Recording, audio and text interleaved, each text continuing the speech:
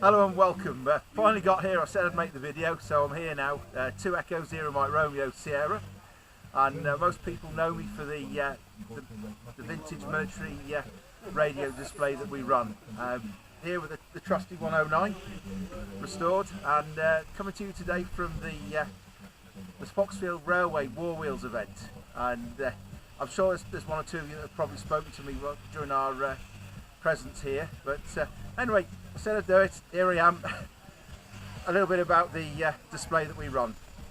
We've got the 109 FFR Land Rover, which is here, and antennas aren't very high at the moment because we've got quite high winds and it's difficult to get the height. So nice elevation here. We're about 700 feet up. So all in all, we've had some good contacts from this location. First of all, on the display, we've got the antenna well known as the washing line.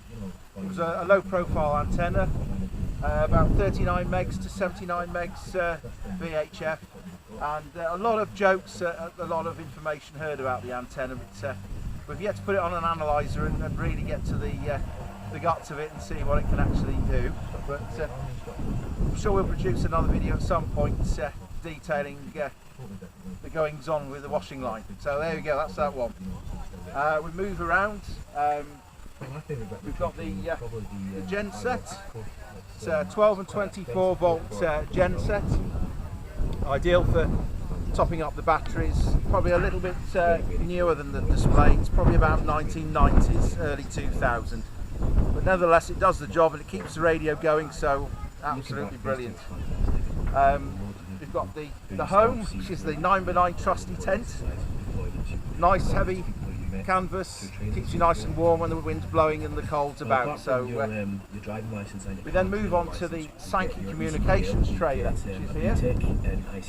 This is a trailer that was designed for 4 teleprinter operators. We've had 2 operators on each side with a canvas tent and frame protecting the operators from the elements.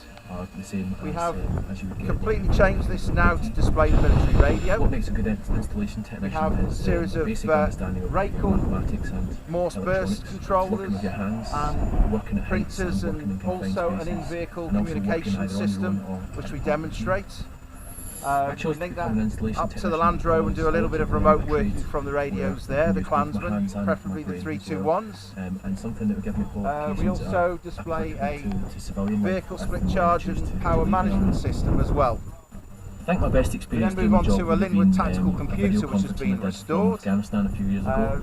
Generally we run a Royal Signals recruitment about video and information about the Royal Signals and the communication principles, the history of Morse code, hopefully developing the display to demonstrate Morse code as well. So, slightly earlier radio, we work onto the 19 set, which is 1943.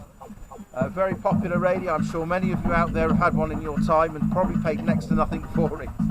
But probably the base of amateur radio across the UK. Clansman 321 vehicle-based HF radio, which has been used in a lot of vehicles for inter-vehicle communications, preferably VHF, but HF was more a command radio, being used for longer distance. Listening to the enemy. That's probably the gist of it on the communications trailer. This is my first time, so just forgive me, I'm doing my best. Some going much further distances, for example. And, we move into the back of the Land Rover, and we start with the basic Rebro setup. On the right hand side is the HF set, which I talk to a lot of people on 20 metres with. Unmodified, completely original, single sideband only, so we are restricted to bands above 20 metres. We then move on to the HF radio, which if I use something as a bit of a pointer here, which is this one here.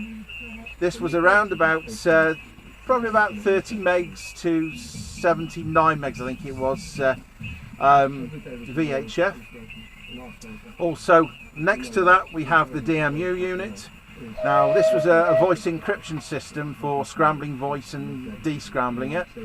The blue box, or the cover in the section, you would have had a crypto blocking there. There are a lot of people who use these simulation blocks which are available that would have been set up to that relevant code during the operation.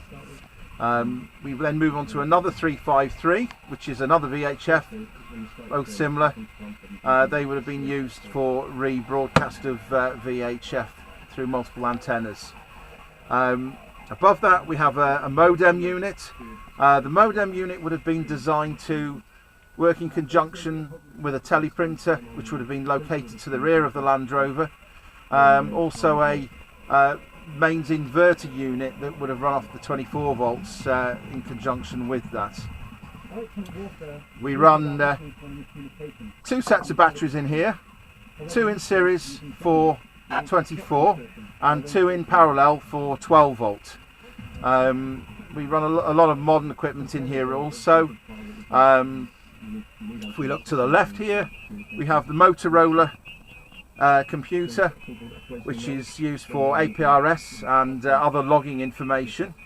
The old trusty FT450, not the D, but it does have the optional antenna tuner option. And above that we have a Watson dual band, which is linked up for dual band operating the repeaters and 2 meters. That's about it really. First attempt at the video, so I hope this has been fairly informative and given most of you an idea of what we do. Hopefully if this turns out to be a success, we'll follow on with some breakdown videos, operational videos of radio being operated, and general information about some of the specialist sides of the kit that would have been used. But anyway, yeah.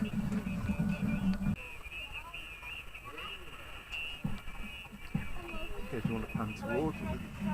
Anyway, that completes our first attempt at the video. So thank you very much for joining us. It's been a pleasure to talk to you all, and hopefully you'll be back for either to contact us at probably one of the shows that we've got on the agenda, which you can find on qrz.com. But thank you for joining me. You take care. 73s to all.